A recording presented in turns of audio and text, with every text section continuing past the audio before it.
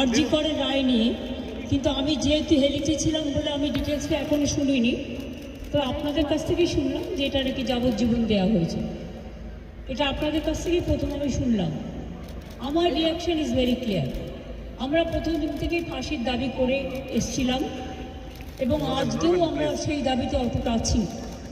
কিন্তু আদালতের রায় ন্যাচারালি এখন সবাই মিলে কি বলবেন আমি জানি না, বাট আমার কথা আমি বলতে পারি বা আমার দলের বক্তব্য যেটা হচ্ছে, আমরা 3টে কেসে আপনারা দেখেছেন 54 দিন থেকে 60 দিনের মধ্যে আমরা ফাঁসি অর্ডার করিয়ে দিয়েছি।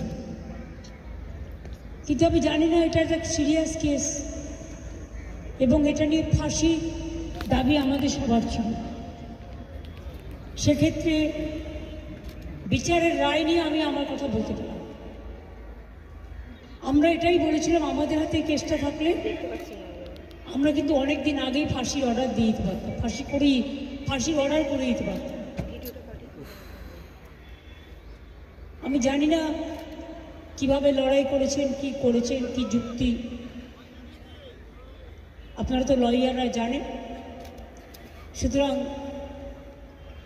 ডিটেলসটা তো আমি জানি না, ডিটেলসটা তো সিবিআই করছে এবং আমাদের হাত থেকে তো কেসটা ইচ্ছা করে কেড়ে নিয়ে চলে গেল। আমরা তো বলেছিলাম আমরা যদি করতে না পারি তাহলে আপনারা সিবিআইকে দিন, আমার কোনো আপত্তি নেই, কারণ আমরা চাই বিচার হোক।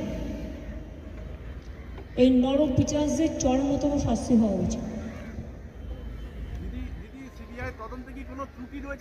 আমি এসব বলতে পারবো না, কিন্তু আমি এখনো, আপনিও লয়ার, আমিও অ্যাজ এ লয়ার আমি এ কথা বলছি।